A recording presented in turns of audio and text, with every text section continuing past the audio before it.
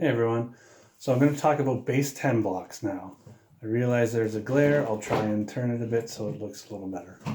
Okay, base 10 blocks are similar to 10 frames where it's a tool we use to represent numbers and partition numbers. The base 10 blocks are what it sounds like. We make them in groups of 10, base 10. So we have a 1 block, which is actually a cube. I don't have one here because we're on quarantine and I can't get into the school anytime soon. So I draw it like this, a square. A little square means 1. This column of 10 of them is a 10. This is a 10 rod. To draw them, I actually don't want you to draw them like this. It takes too long. It can become very sloppy, myself included. I would make them very sloppy over time, especially if I had a number like 92 to represent. So instead of drawing them like this, you would draw 1 cube as a dot. Don't make the dot so small that you can't see it. Make it the size of a period or a little bit bigger than a period, like at the end of a sentence. The 10 rod, you would draw as a stick. Try to keep all your sticks the same length.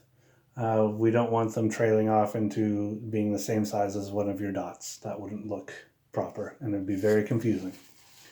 For the grade 3s, there's also a hundreds flat. So you know what that looks like.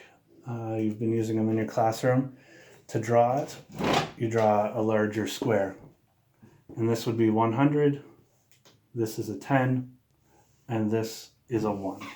Very simple to draw, very easy and fast, and not very confusing to draw. So if I wanted to represent a number such as 53, I could very quickly draw that using my rods and ones. 10, 20, 30, 40, 50, 1, 2, 3. I have 5 10s, 3 1s, and that makes 53. So this 5 actually means the 5 10s, which makes 50. And the 3 means these 3 1s, so it's a total of 53. I could also represent 53 a different way.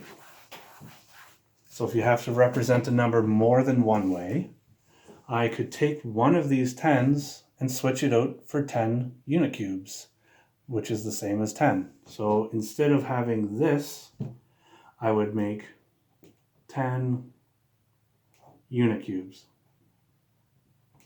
So they are the same thing. I switched one out. So there's 10. Realize that's hard to see. 20, 30, 40, 50, and then 1, 2, 3. These two representations of 53 are the same thing. I've represented them differently, but they represent 53. They're the same as each other.